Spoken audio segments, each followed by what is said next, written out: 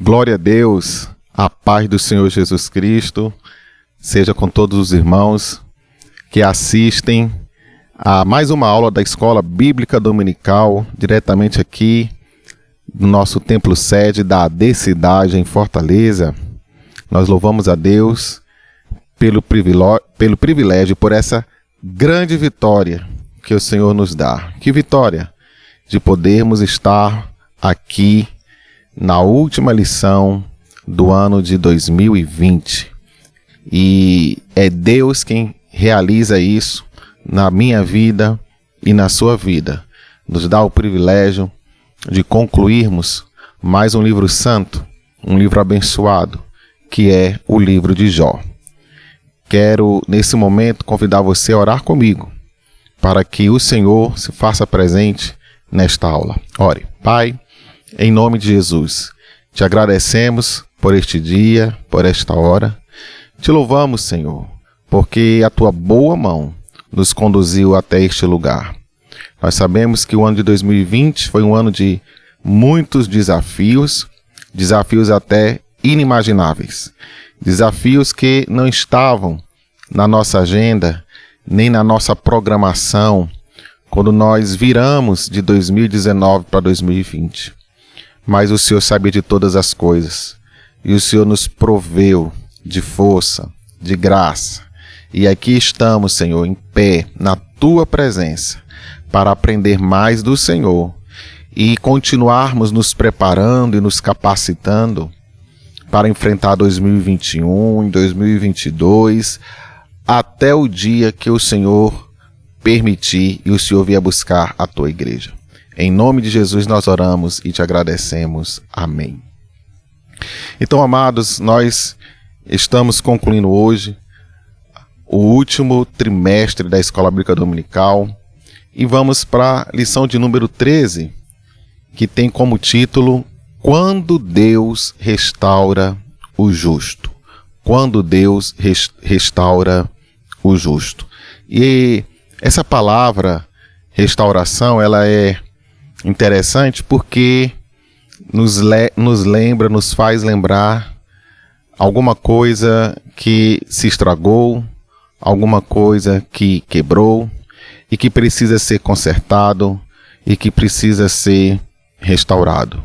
E há trabalhos de restauração que precisam ser feitos com muito amor, com muita delicadeza, com muito afinco. Por exemplo, restaurar obras de artes, obras de artistas famosos, precisam de pessoas que sejam peritas naquilo que vão fazer para não estragar aquela obra de arte. Há exemplos no mundo, inclusive, de quadros famosos, obras de arte famosas, que se perderam quando pessoas sem perícia alguma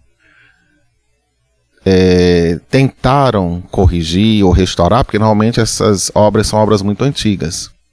E pessoas sem perícia, sem preparo, que se aventuraram em tentar restaurar algumas obras de arte, acabaram estragando, e quando você olha, parece desenho de criança. Mas nós vamos estudar aqui que Deus, esse artista excepcional, esse criador de todas as coisas, ele sabe restaurar a sua obra. É algo que ele não delega para outra pessoa. É algo que ele mesmo faz. Ele mesmo coloca a mão na massa. E ele mesmo sabe restaurar a sua obra. Eu sou a obra de Deus. Você é a obra de Deus. E ele está apto, plenamente capaz, para restaurar sempre que for preciso.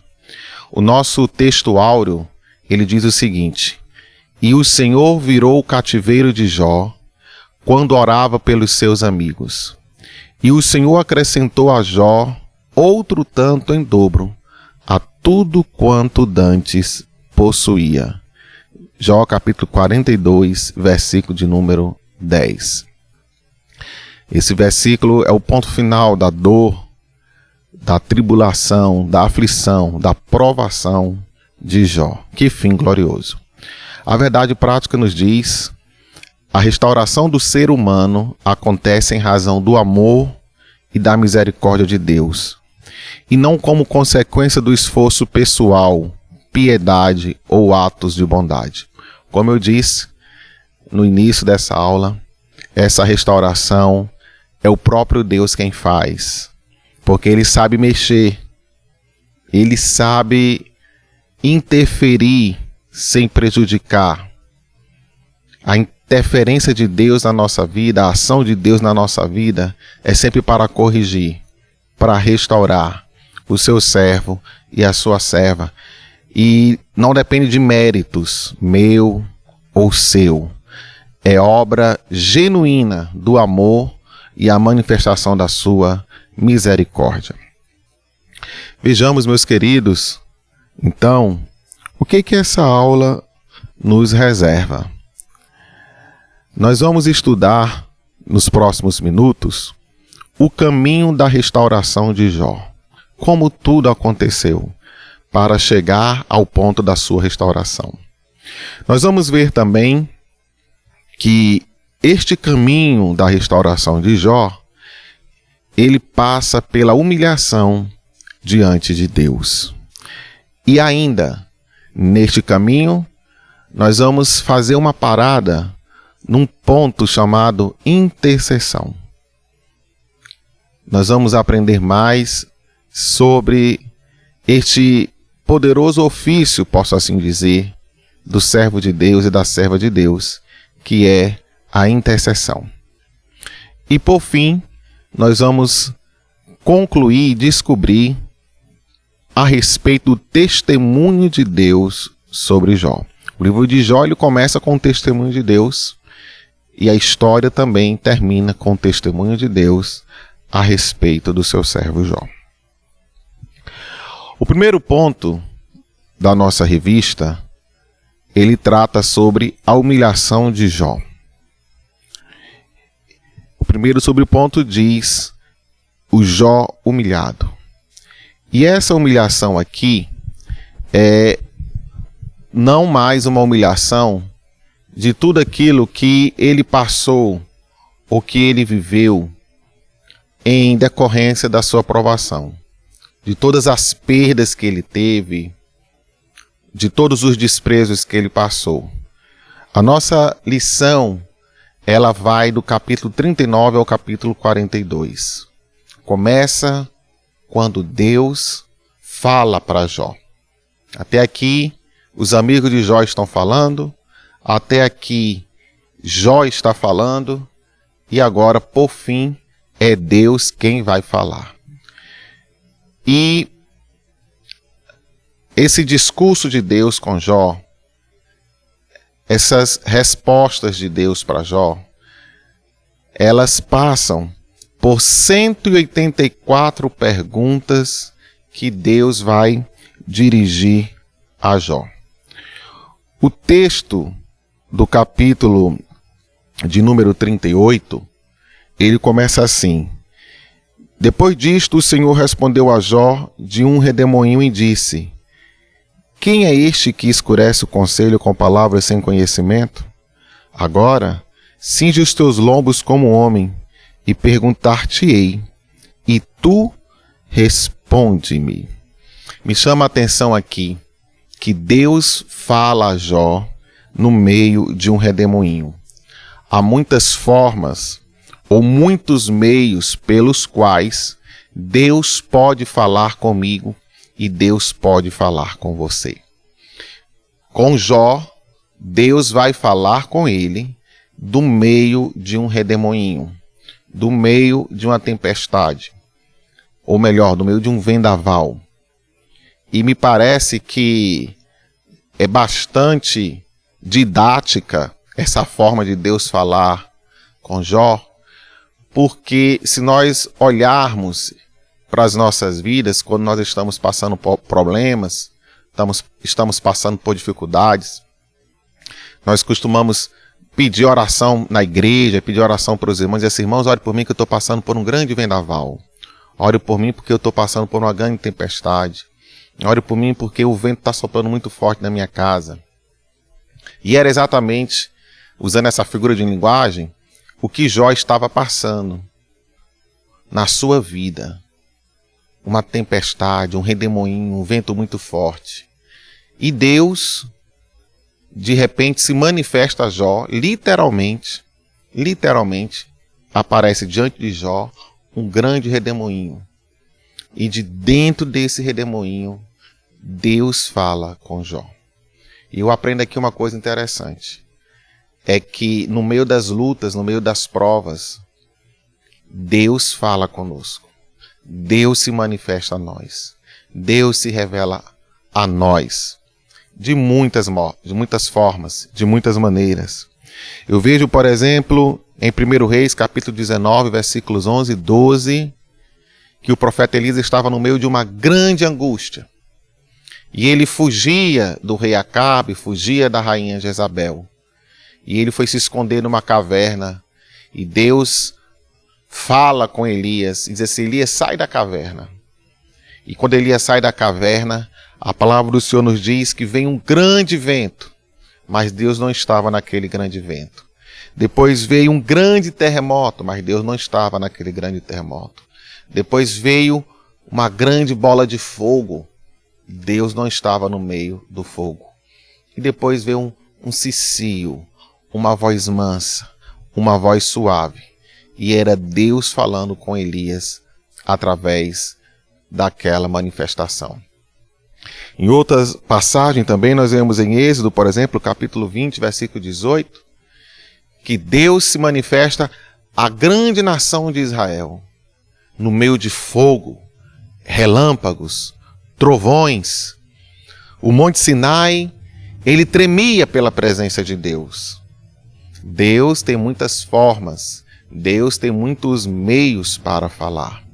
Deus pode falar no meio de um grande movimento, mas Deus também pode nos falar de um meio de um pequeno movimento. Deus também pode falar para nós no meio de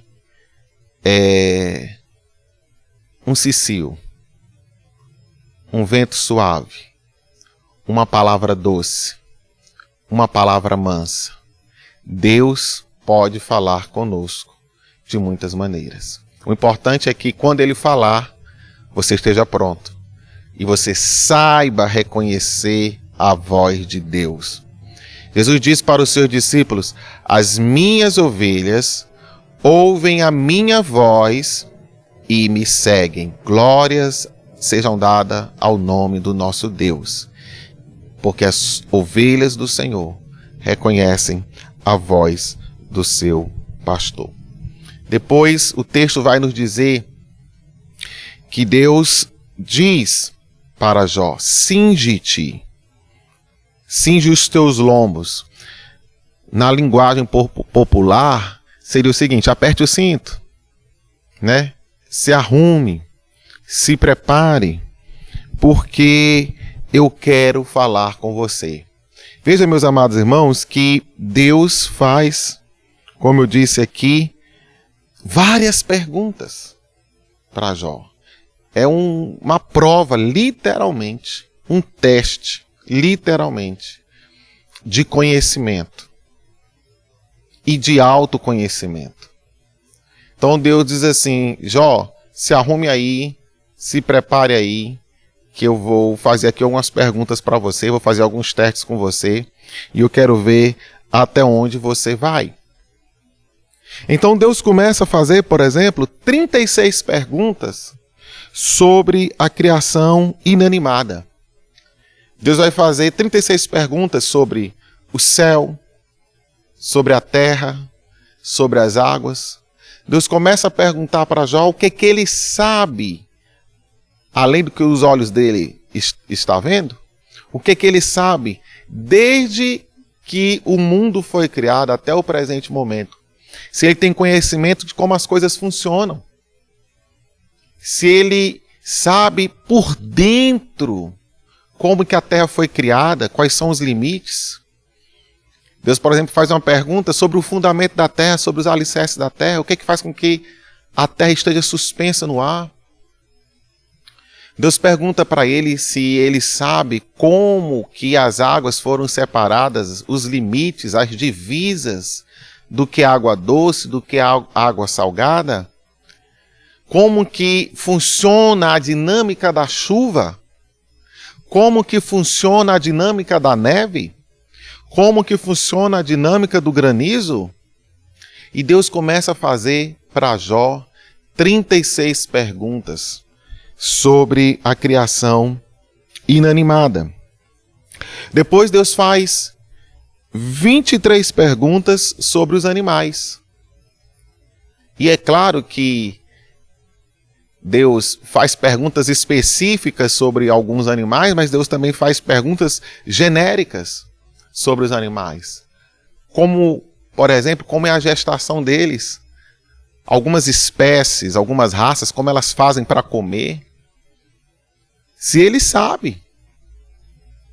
Se ele conhece o dia a dia desses bichos, se ele conhece quando eles vão dormir, quando eles se levantam, quando eles vão se reproduzir, como eles saem para caçar. Deus começa a indagar a Jó a respeito da criação animada, a criação que tem vida. O versículo que nós lemos aqui são versículos que nos fazem refletir profundamente sobre a nossa pequenez diante da sabedoria e diante da instrução do nosso Deus. São versículos que fazem com que nós reconheçamos que nós não somos nada diante de Deus. E Deus faz essas perguntas para Jó, por quê? Porque Jó confrontou a Deus. Deus faz essas perguntas para Jó porque Jó quis colocar Deus contra a parede. Jó, ele quis arguir a Deus, questionar a Deus. Por isso que Deus vai dizer: quem é esse que escurece o conselho com palavras sem conhecimento? Ou seja, parece um papagaio, fala do que não entende. Ouviu alguém falar uma palavra bonita, uma frase bonita e sai dizendo por aí. E é só o que nós vemos hoje. Palavras de efeito, frases de efeito que são ditas e as pessoas acham bonita, fazem camisas, postam no Facebook, no status do WhatsApp, ou no Instagram, ou seja, em que mídia for, e começam a repetir porque acharam bonito. E muitas vezes são palavras que não têm sentido algum, aplicabilidade alguma. E Deus fala e chama Jó para conversar e diz: Jó, quem é essa pessoa aqui que está falando palavras sem conhecimento, sem profundidade? E o apóstolo Paulo vai dizer que Jesus, ele não somente é a manifestação do poder de Deus, mas também da própria sabedoria de Deus. Oh, meus queridos, que Deus nos dê sabedoria, que Deus nos dê entendimento para nós conversarmos com Deus, para nós aprendermos com Deus. Porque por mais que nós estudemos, por mais que nós aprofundemos os nossos conhecimentos com livros, com literaturas, na palavra de Deus, ainda assim nós não poderemos alcançar a magnitude, a compreensão das coisas de Deus. Deuteronômio 29 diz que as coisas reveladas estão para os homens e as ocultas estão para Deus. Querer saber, conhecer, entender é bom, é inteligente da nossa parte, é sábio nós nos aprofundarmos. Mas confrontar a Deus, achar que nós somos melhores do que Deus ou que sabemos mais do que Deus, isso não é sábio. Isso nos remete à necessidade de nós nos humilharmos diante de Deus. Então, meus queridos, depois dessas 184 perguntas que Deus faz a Jó, o que sobra para Jó? A reverência e a submissão. O que sobra para Jó é realmente ele reconhecer que ele falava de coisas que ele não sabia, que ele indagava de coisas que ele não sabia, e que ele de fato queria alcançar um entendimento, uma compreensão da parte de Deus, usando métodos, ferramentas que foram reprovadas por Deus. Se você abrir a sua Bíblia comigo, no livro de Jó, no capítulo 23, vamos ler, no versículo de número 1 até o versículo de número 8, quer dizer, lá atrás, antes dessa conversa com Deus, Jó vai dizer assim: respondeu, porém, Jó e disse: ainda hoje a minha queixa está em amargura, a violência da minha praga mais se agrava do que o meu gemido. Versículo 3, se eu soubesse que o poderia achar, ele está querendo encontrar Deus, então me chegaria ao seu tribunal, com boa ordem exporia ante ele a minha causa, e a minha boca se encheria de argumentos. Saberia as palavras com que ele me responderia e entenderia o que me dissesse. Então, no auge da sua angústia, Jó diz assim: se eu soubesse onde é que eu encontro Deus. Se eu achasse Deus, eu não ia perder essa oportunidade. Eu ia estar pronto, preparado, e a minha boca ia estar cheia de palavras, e eu ia encontrar a Deus, e ia fazer perguntas para Deus, e saberia que Deus iria responder. E essa forma, como ele diz, é no sentido de que eu sabia que ele ia ser favorável aos meus questionamentos. Mas quando nós lemos aqui no capítulo 40 e versículos de número 3 em diante, será que Jó realmente conseguiu fazer o que ele disse que faria no capítulo 23? Vamos ver. Porque ele encontrou a Deus. Ele agora encontrou o tribunal de Deus. Será que a boca dele se encheu realmente de palavras? E será que Deus respondeu aquilo que ele queria ouvir? Vamos ver. Diz o seguinte, ele diz no capítulo 40, versículo 3 e 4. Então Jó respondeu ao Senhor e disse: eis que sou vil, o que te responderia eu? A minha mão ponho na boca. Uma vez tenho falado e não replicarei. Ou ainda 2 vezes, porém não prosseguirei. Glória a Deus. E, meus irmãos, falar é fácil, mas quando nós somos realmente testados e colocados à prova, faltam palavras, faltam forças, e o importante aqui é que não faltou coragem. Coragem, sim, não faltou coragem para Jó reconhecer que o que ele tinha dito, ele falou assim: eu falei, agora eu vou ficar calado. O que eu disse, se eu pudesse, eu ia pagar. Porque o que eu tenho que fazer mesmo aqui diante de Deus é colocar a mão na boca e só ouvir. Tem horas, meu amado, que é melhor a gente ficar só escutando o que Deus tem para falar para nós. Então, queridos, o que sobrou para Jó foi a reverência e a humilhação. E isso trouxe para ele uma experiência viva com Deus. Ele vai dizer que com os ouvidos ele tem ouvido, ou ele conhecia Deus de ouvir falar, mas agora os olhos dele veem completamente. Mas como que ele vê a Deus? Porque Deus, lembra como é que Deus começa? Deus leva Jó para fazer um passeio na história da criação do mundo. Deus leva Jó a fazer um passeio entre a criação de Deus inanimada, como a terra, as águas e o céu. E Deus leva Jó a fazer um passeio entre a criação animada, que são os animais, os seres vivos.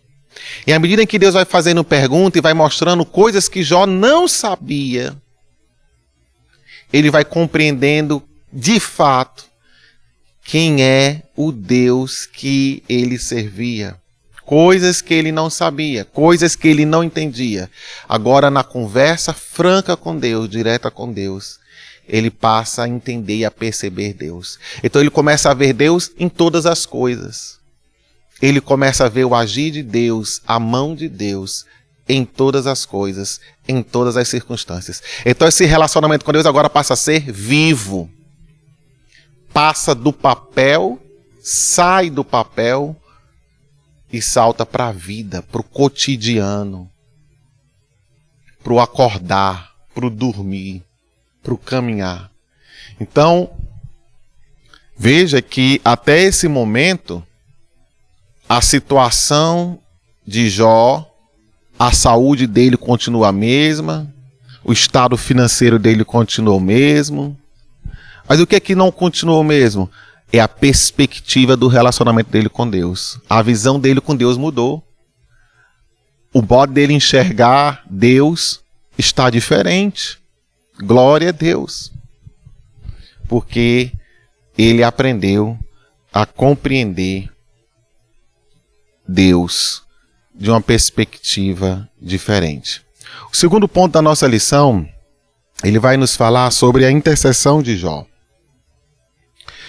O primeiro ponto fala sobre a ira de Deus. Isso porque no capítulo de número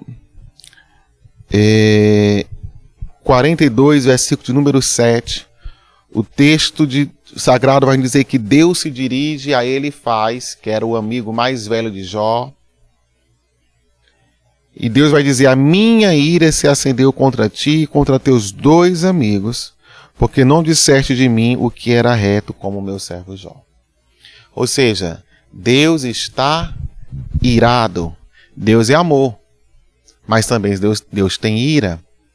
A palavra do Senhor nos fala em vários textos sagrados que Deus manifestou o seu furor, a sua indignação, a sua ira em diversos momentos da humanidade, em diversos momentos da história, inclusive com homens e mulheres que tinham um relacionamento íntimo, relacionamento pessoal com Deus, homens e mulheres que caminhavam com Deus, em alguns momentos provaram também da indignação do Senhor. A palavra do Senhor nos diz em João capítulo 3, no versículo 16, que Deus amou o mundo de tal maneira que deu o seu Filho unigênito para que todo aquele que nele crê não pereça, mas tenha a vida eterna. Mas o mesmo capítulo também vai nos dizer, lá no final, que todos aqueles que rejeitam este amor, que rejeitam esta graça, que rejeitaram esse presente de Deus, que é o seu Filho, a Bíblia diz que sobre eles permanece a ira de Deus. Estar em pecado, estar em desobediência, é estar debaixo da ira. Mas estar em Cristo, receber a Cristo, amar a sua palavra, é estar debaixo da graça. E os amigos de Jó nesse momento estavam debaixo da ira de Deus. Deus manifesta a sua indignação com o comportamento dos amigos de Jó. Mas por quê? Vejamos qual foi o pecado dos amigos de Jó. Primeiro, eles ensinavam um princípio retributivo da prosperidade e do sofrimento. Ou seja, que os justos sempre são abençoados e que os ímpios são castigados. Quando nós analisamos os discursos dos amigos de Jó, nós percebemos uma falsa teologia da prosperidade, em que eles ensinavam, ora, quem é justo é sempre abençoado. E quando eles acreditam e dizem que é sempre abençoado, significa que quem é justo não sofre, quem é justo não tem problema, quem é justo não padece. E na teologia dos amigos de Jó, só tem problema e só padece, só tem aflição os ímpios. E essa teologia é uma teologia falsificada. Não é uma teologia verdadeira, porque Deus não trabalha com toma lá, dá cá. Qualquer coisa que eu receba é pela graça e pela misericórdia de Deus. E sim, o justo também sofre. Sim, o justo também padece. Porque não existiu E não existe ninguém mais justo do que o nosso Senhor e Salvador Jesus Cristo. E mesmo ele sendo justo, ele padeceu horrores quando ele esteve aqui nesta terra. É por isso que o apóstolo Pedro, quero que você leia comigo esse texto que eu trouxe para nós, na sua primeira carta, no capítulo de número 2, e os versículos de número 18 a 24. Pedro vai dizer o seguinte: vós, servos, sujeitai-vos com todo temor ao Senhor, não somente ao bom e humano, mas também ao mal. Porque, olha esse versículo, porque é coisa agradável que alguém, por causa da consciência para com Deus, sofra, olha essa palavra, sofra agravos, padecendo injustamente. Porque que glória será essa, se pecando sois esbofeteados e sofreis? Mas se fazendo bem sois afligidos e sofreis, isso é agradável a Deus. Perceba, Deus se agrada de ver os seus servos sofrendo. É isso que o texto está dizendo. Deus se agrada de ver os seus servos sofrendo. Mas não é sofrimento por pecado, não é sofrimento por desobediência, mas é sofrimento por causa da nossa consciência com Deus. Ou seja, se o que eu faço por amor a Deus. Se o que eu faço em obediência à sua palavra. E essa minha atitude, essa minha ação, esse meu gesto provoca um sofrimento a mim. Este sofrimento, ele é agradável a Deus. E o texto sagrado continua: porque para isto sois chamados, pois também Cristo padeceu por nós, deixando-nos o exemplo para que sigais as suas pisadas, o qual não cometeu pecado, nem na sua boca se achou engano, o qual, quando o injuriavam, não injuriava, e quando padecia, não ameaçava, mas entregava-se àquele que julga justamente, levando ele mesmo em seu corpo os nossos pecados sobre o madeiro, para que, mortos para os pecados, pudéssemos viver para a justiça, e pelas suas feridas fomos sarados. Glória a Deus! Pelo sofrimento de Jesus, que traz cura, que traz salvação e libertação para as nossas vidas. Então, o segundo pecado que nós identificamos aqui dos amigos de Jó é que eles insistiam que Jó confessasse um pecado que ele não cometera. Então, na teologia deles, o sofrimento de Jó tinha vindo porque eles eram injustos, e essa injustiça é porque ele havia cometido um pecado, então ele deveria confessar o seu pecado para que Deus pudesse agir com misericórdia sobre ele. Então eles insistiram muito com Jó para que Jó confessasse um pecado que não existia. E por último, eles foram arrogantes, alegando terem aprovação divina, ou seja, eles agiram e falavam como que estivessem falando por ordem de Deus. A Bíblia diz que quem mais recebeu, mais será cobrado. Quem está aqui, por exemplo, eu que estou falando a palavra de Deus para você, eu vou ser muito mais cobrado do que você.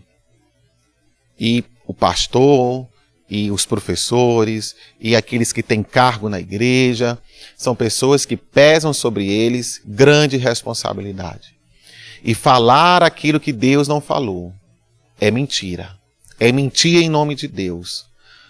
Profetizar aquilo que Deus não profetizou, aquilo que Deus não mandou, é mentir em nome de Deus. E nós temos visto muito hoje. Quando Jesus está advertindo para a sua igreja, para os seus discípulos a respeito dos sinais dos últimos tempos, o Senhor adverte sobre os falsos cristos. E a palavra Cristo significa ungido. Então o Senhor está nos advertindo sobre os falsos ungidos que falam em nome de Deus e dizem agir em nome de Deus, mas que na verdade não passam de falsos profetas, falsos cristos, enganando as pessoas. Então a ira de Deus está sobre os amigos de Jó, por uma falsa teologia, por uma falsa pregação, por um falso ensinamento. E às vezes nós vemos uma pessoa querida, um amigo, um parente nosso sofrendo, e a gente fica assim, meu Deus, por que fulano está sofrendo? Por que fulano está padecendo? E quantos de nós já vimos pessoas queridas, homens de Deus, justos, mulheres de Deus, tementes a Deus, sofrerem os mais terríveis problemas, as mais terríveis aflições, e a gente fica se perguntando por quê. Mas a Bíblia diz que como padece o ímpio, assim padece o justo. A Bíblia diz que Deus faz a chuva cair sobre os maus e os bons. Deus é poderoso para livrar os seus servos e as suas servas, mas também Deus é misericordioso e justo para permitir que os seus servos e as suas servas passem por algum vale profundo e difícil. Mas nem por isso significa dizer que Deus está ausente das nossas vidas nessa situação. A melhor coisa que os amigos de Jó podiam ter feito era o que eles fizeram desde o começo. Quando eles chegaram e depararam toda aquela situação, ficaram dias olhando e chorando. Quando nós não temos resposta para os problemas alheios, o melhor que nós fazemos é orar com essas pessoas e abrir a palavra de Deus. Eu já tive situações da minha vida de uma amiga jovem, da minha juventude, ela de repente ser acometida por uma enfermidade e que os médicos não tinham resposta nenhuma.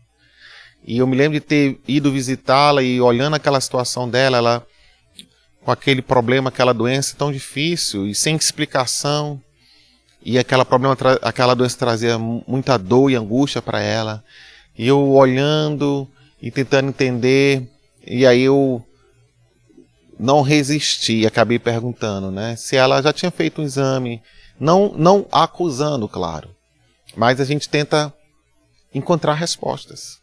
Então eu disse para ela se ela já tinha feito um exame, se não havia de repente algo na vida dela em que ela precisasse tratar com Deus, resolver com Deus. E ela baixou a cabeça e disse que já tinha feito esse exame. E nós ficamos por ali, porque eu não sou ninguém, nem Deus me revelou nada. Mas nós, quando nos deparamos com a dor alheia, nós devemos ter empatia e procurar a compreensão em Deus do que é que está acontecendo. Eu entendo também que Deus ficou irado com os amigos de Jó, porque o que estava acontecendo com Jó era a proposta de Deus. E a forma como os amigos de Jó estavam se comportando era uma interferência indevida num projeto de Deus. A forma como os amigos de Jó se comportaram era uma interferência incoerente, incabível em algo que Deus estava realizando. Então, os amigos de Jó, na verdade, aumentaram o sofrimento de Jó, aumentaram a dor de Jó, com tantas perguntas, com tantas acusações, como a falsa teologia. E nós vemos muitos irmãos e muitas irmãs que já estão sofrendo, já estão debaixo ali da dor e da aflição. E essa dor aumenta mais, essa aflição aumenta mais por causa de falsas teologias, falsos ensinos que esses irmãos e essas irmãs ouvem por aí. E na tentativa desesperada de sair dessa dor, desse sofrimento, acabam agravando a dor e o sofrimento por causa da falsa teologia. A palavra do Senhor também nos fala aqui que Jó fez uma oração. Deus dirige-se aos amigos de Jó e diz para os amigos de Jó, que Deus está irado com eles, mas que Deus pode perdoá-los, Deus é capaz de perdoá-los, se eles recebessem a oração de Jó. E eles vão até Jó, levam a sua oferta, levam os animais, Jó sacrifica aqueles animais, ora a Deus pelos seus amigos, e a Bíblia diz que Deus recebe aquela oração, Deus recebe aquele sacrifício, e os amigos de Jó são perdoados. Glória a Deus, que na presença de Deus nós podemos ser servos sempre. Às vezes nós achamos que estamos numa posição melhor do que o outro e Deus de repente inverte a pirâmide. Os amigos de Jó, se você olhar, eles estavam numa posição melhor do que Jó, do ponto de vista humano. Porque eles estavam saudáveis, estavam plenos socialmente. Jó era quem estava em desgraça. Jó era quem estava em humilhação. Mas Deus pede que o humilhado ore e interceda por aqueles que se achavam exaltados. Glória a Deus. Meus amados, na didática do reino, na teologia do reino, as coisas funcionam diferente. As engrenagens, elas rodam ao contrário. É por isso que diante de Deus, nós temos que estar sempre humildes, sempre humilhados, para nós andarmos como Deus quer que nós andemos. E por fim, queridos, do terceiro ponto, nós temos a restauração de Jó. Primeiro nós temos a restauração moral e espiritual. A restauração moral e espiritual. Veja, meu querido, que Jó estava moralmente abalado. Ele estava, como a gente diz assim, a moral dele estava lá embaixo. Ele estava desanimado. Ele estava num vale de incompreensões, num vale de indagações, num vale de perguntas, de questionamentos. E esse caminho da restauração moral e espiritual com Deus, ele passa por uma primeira parada, por uma primeira estação, que foi um encontro com Deus. Vocês lembram que eu citei aqui que ele queria encontrar o tribunal de Deus. No capítulo 23, ele vai dizer que queria saber onde ele podia encontrar Deus, porque ele queria falar com Deus, ele queria apresentar a sua demanda a Deus. Então o caminho da restauração moral e espiritual de Jó passa pelo encontro com Deus. E o encontro com Deus no meio de um redemoinho. A sua vida moral e espiritual já estava num redemoinho. E como disse aqui, eu creio que didaticamente Deus se manifesta a ele no meio do redemoinho para dizer que no meio da dor, da aflição, é possível nós encontrarmos a Deus. E ele tem esse encontro com Deus, esse vestibular de perguntas, de indagações, para que Jó pudesse, de fato, conhecer a Deus. A segunda parada dessa restauração é um culto coletivo. Porque Deus chama os amigos de Jó e diz, olha, vão até lá, ofereçam um sacrifício para mim e peça que Jó ore por vocês e eu vou perdoar vocês. Veja que Jó, o homem cheio de feridas, o homem cheio de chagas, o homem com mau hálito, o homem que as pessoas, quando passavam perto dele, tapavam o nariz, as pessoas evitavam encontrar ele. Este é o homem que Deus usa para orar e trazer redenção, trazer perdão para aqueles homens que naquele momento precisavam de misericórdia. Oh, que coisa extraordinária! Às vezes nós dizemos assim, eu só vou fazer a obra de Deus quando na minha vida estiver tudo bem. Eu não vou mais orar, não. Eu não vou mais para o culto, não. Mas os amigos de Jó procuram a Jó. Porque Deus manda os amigos de Jó procurar Jó. E Jó não fecha a porta. Jó, ele não diz não, mas Jó recebe aquela missão. Recebe os seus amigos, que o acusaram de ser pecador. E Jó faz um culto a Deus. Irmãos, ele matou aqueles animais. Ele matou aqueles bichos. Ele seguiu o ritual de Deus. Ele teve todo um trabalho, mesmo doente, mesmo com pouca força. Mesmo fisicamente estando abalado. Ele ouviu a voz de Deus. E a voz de Deus naquela hora era que Deus queria perdoar aqueles homens, mas Deus ia perdoar aqueles homens usando a Jó. Eu quero dizer para você que no meio da sua dor, no meio da sua aflição, Deus pode restaurar outras pessoas. No meio da sua dor, da sua aflição, Deus pode te usar para trazer perdão, para trazer misericórdia, para trazer restauração. A restauração moral e espiritual de Jó passa por um encontro com Deus, passa por um culto coletivo. Ele teve um culto a sós com Deus. Depois ele teve um culto coletivo. Às vezes nós não queremos mais ver ninguém. Às vezes nós não queremos conversar mais com ninguém. Mas eu quero dizer que é no meio do corpo de Cristo, é no meio da igreja, que nós exercitamos e aprendemos que do nosso lado tem pessoas que estão precisando mais de Deus do que a gente. Perceba que naquele momento a pessoa mais necessitada não era Jó. Que coisa interessante. Nesse momento aqui, a prioridade número 1 de Deus não é restaurar Jó. A prioridade número 1 de Deus é aplacar a ira dele contra os amigos de Jó.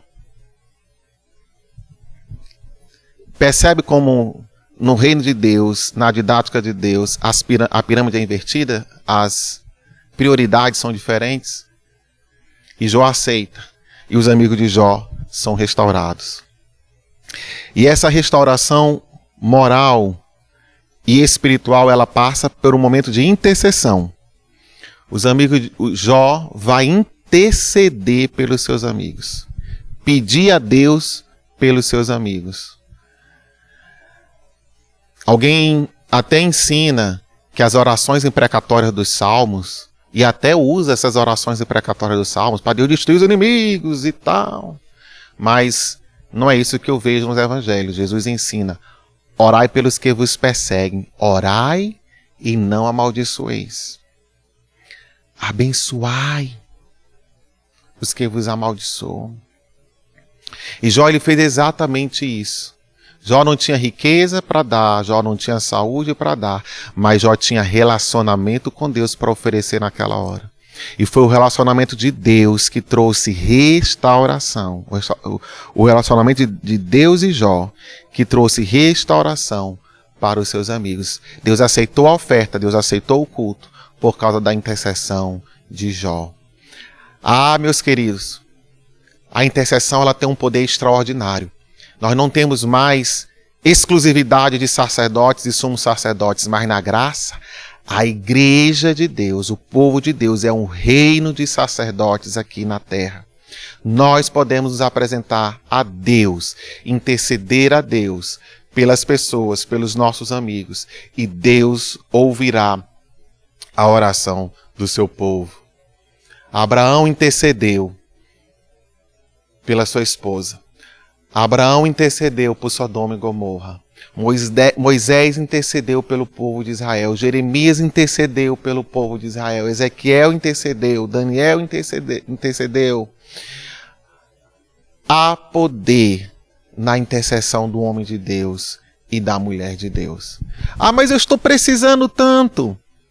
Mas no reino de Deus você não sabe se tem alguém precisando mais do que você. E naquela hora, como eu disse, quem estava precisando mais não era Jó, mas eram os amigos de Jó.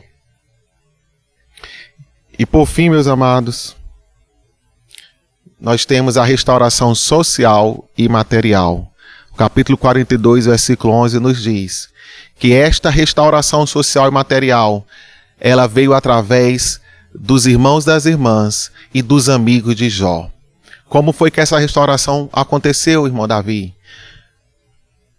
Ela aconteceu através das pessoas. Deus não mandou anjos.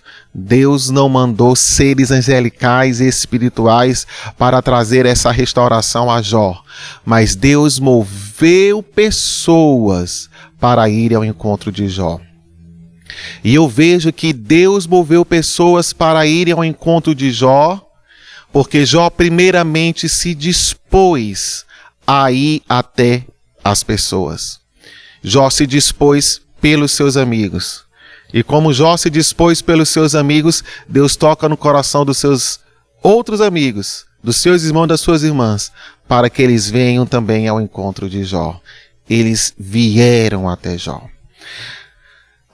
O caminho da restauração social e material de Jó, ela passa também porque essas pessoas não vieram somente como meros espectadores, mas elas veio com um coração empático, com um sentimento de empatia, de sentir a dor de Jó, e eles comeram com Jó, eles partilharam com Jó, eles estiveram juntos.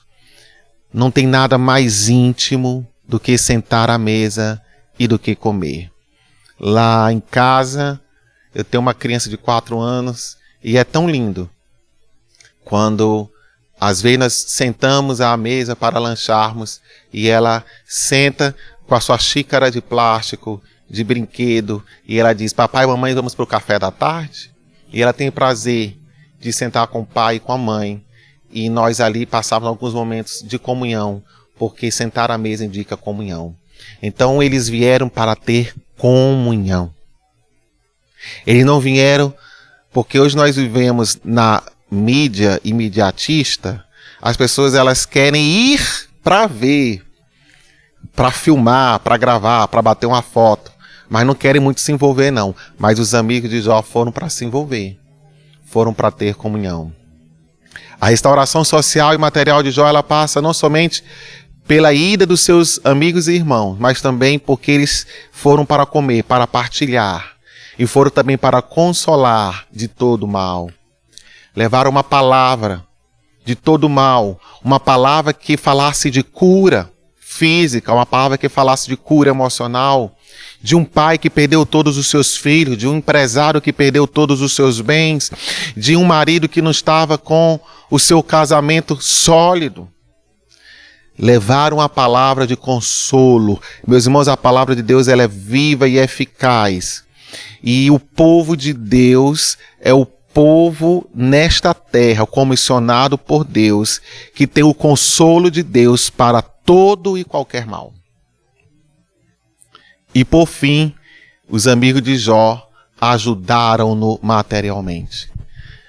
Isso aqui eu aprendo que eu, como membro de igreja, eu, como discípulo do Senhor Jesus Cristo, posso ser canal de Deus, usado por Deus, para trazer restauração social e material para alguém que esteja precisando. Mas para isso eu tenho que ir, eu não posso ficar. Para isso eu tenho que comer, significa partilhar, ter comunhão, me envolver. Para isso eu preciso ter palavra. E para isso eu preciso ter despreendimento material. Era isso a característica da igreja primitiva. Eles tinham tudo em comum, vendiam suas propriedades, vendiam os seus bens, e ninguém tinha falta de nada. E aqueles bens que aqueles amigos levaram, aquelas moedas, aquela oferta de amor que eles levaram, Deus abençoou, Deus multiplicou, e Deus deu tudo em dobro para Jó, porque um grupo de pessoas se propuseram para ajudar. Meus amados, você consegue imaginar a alegria e a satisfação daquelas pessoas de olhar para Jó restaurado, olhar para Jó com novos filhos, olhar para Jó com uma grandeza maior do que o que ele tinha, e aqueles amigos poderem dizer: eu estive lá quando Jó estava por baixo, e agora eu posso ver que Jó está por cima. Certamente que aqueles amigos de Jó não chegaram aonde Jó chegou, não ficaram mais ricos do que Jó, mas puderam contribuir para que Jó chegasse aonde Jó chegou. E isso é motivo de nós nos alegrarmos e celebrarmos na presença do Senhor. Eu quero dizer que para você, nesta última aula de 2020, que o ano de 2020 trouxe para nós desafios inimagináveis. O ano de 2020 trouxe para nós situações que eu tenho certeza que não estavam na nossa programação no dia 31 de dezembro de 2019. Mas, enfim, esses desafios chegaram. E eu quero dizer que nós estamos vencendo para a honra e a glória do nome do Senhor. Ao longo de 2020, várias pessoas ficaram no meio do caminho. Ao longo de 2020, pessoas queridas e amadas partiram para estar com o Pai Celestial. E nós ficamos aqui, alguns feridos, alguns passando pelo luto, alguns passando por problemas financeiros, problemas difíceis, como eu disse, que não estavam na programação. Mas eu quero dizer para você aqui que está assistindo essa aula, o Deus que restaurou Jó é o mesmo Deus que pode restaurar a sua casa, restaurar a sua vida ou restaurar alguém que você conhece. Talvez haja um Jó perto de você e você é essa pessoa que Deus vai usar para ir lá, para restaurar essa pessoa, para a glória do nome do Senhor. Eu quero orar por você, pela sua casa, pela sua família. Pai, em nome de Jesus, nós agradecemos, Senhor, por estarmos aqui concluindo esta aula. Eu te louvo, ó Deus, pelas vitórias que o Senhor deu ao teu povo ao longo desse tempo. E eu te louvo antecipadamente pelas vitórias que ainda nós vamos receber. Porque eu sei que as nossas lutas não acabam aqui, as nossas lutas não terminam neste dia, mas elas só vão terminar quando nós chegarmos nas mansões celestiais. E é o Senhor que vai prover para nós a força que nós precisamos. É o Senhor que vai prover para nós os meios necessários para nós vencermos todas as nossas batalhas. Tu és o Deus que restaura, Tu és o Deus que dá vida, Tu és o Deus que faz milagres. Em nome de Jesus nós oramos e te agradecemos. Amém. Que Deus te abençoe e um feliz 2021 para você e para a sua família. Amém.